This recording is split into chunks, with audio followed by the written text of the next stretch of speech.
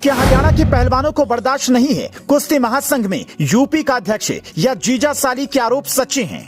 एक गलती नहीं करते तो देश भर के पहलवान आते साथ अब आरोपी ब्रजभूषण भी कहने लगे ये धरना सियासी है। किसके दबाव में दिल्ली पुलिस ने अब तक नहीं की थी एफआईआर? बिना जांच के बेटियों को कैसे मिलेगा इंसाफ? क्या हरियाणा के पहलवानों के आरोप झूठे हैं? क्या बीजेपी सांसद ब्रजभूषण शरण सिंह की सफाई सच्ची है? क्या धरने के पीछे किसी उद्योगपति का हाथ है? अगर हाँ तो वो कौन हो सकता है और उसे इस धरने से क्या मिलेगा?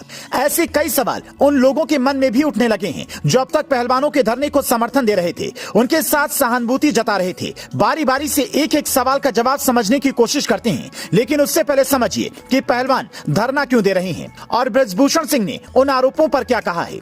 18 जनवरी 2023 को विनेश फोगाट, बजरंग पुनिया और साक्षी मलिक समेत कई पहलवान जंतर मंतर पहुंचे। कुश्ती महासंघ के अध्यक्ष और बीजेपी सांसद ब्रजभूषण सिंह पर यौन शोषण के गंभीर आरोप लगाए।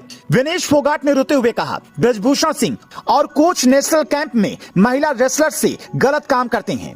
इन आरोपों पर खेल मंत्रालय ने 21 जनवरी को कुश्ती महासंघ से जवाब मांगा। 23 जनवरी को कमेटी बनी। मुक्केबाज मैरी कॉम को कमेटी का अध्यक्ष बनाया। 4 हफ्ते में रिपोर्ट सौंपना था, पर अब तक रिपोर्ट नहीं आई। आखिर में 23 अप्रैल को पहलवान दोबारा धरने के लिए जंतर मंतर पहुंच गए। फिर मामला सुप्रीम कोर्ट पहुंचा।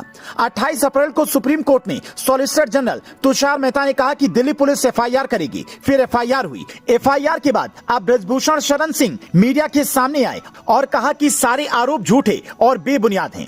ये बात कितनी सच्ची है ये तो जांच के बाद पता चलेगा, लेकिन धरने में कई नेता पहुंचे तो सवाल उठने लगे। प्रियंका गांधी से लेकर भूपेंद्र हुड्डा और सत्यपाल मलिक तक जंतर मंतर पहुंचे।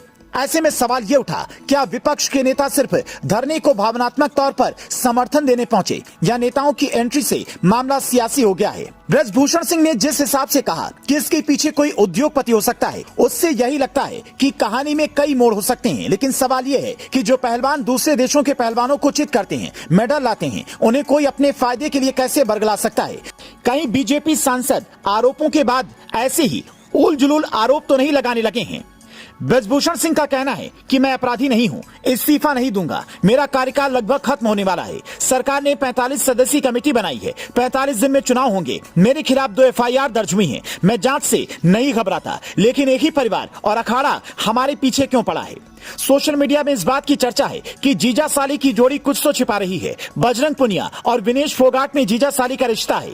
एक चर्चा यह भी है कि हरियाणा के पहलवान कुश्ती महासंघ में अपना अध्यक्ष चाहते हैं। ब्रजभूषण सिंह यूपी के रहने वाले हैं, इसीलिए भी ऐसी कहानी रची जा सकती है। लेकिन आरोप छोटे मोटे नहीं है, सैकड़ों लड़कियों की जिंदगी का मसला है, इसलिए इसकी जांच जरूरी है। ब्रजभूषण सिंह से बीजेपी इसलिए भी किनारा नहीं कर सकती क्योंकि यूपी के 5 जिले गोंडा, बलरामपुर, बहराइच, श्रावस्ती और अयोध्या में इनकी अच्छी पकड़ है। ऐसे में सवाल ये उठता है, क्या सियासत के चक्कर में बेटियों को न्याय मिलेगा?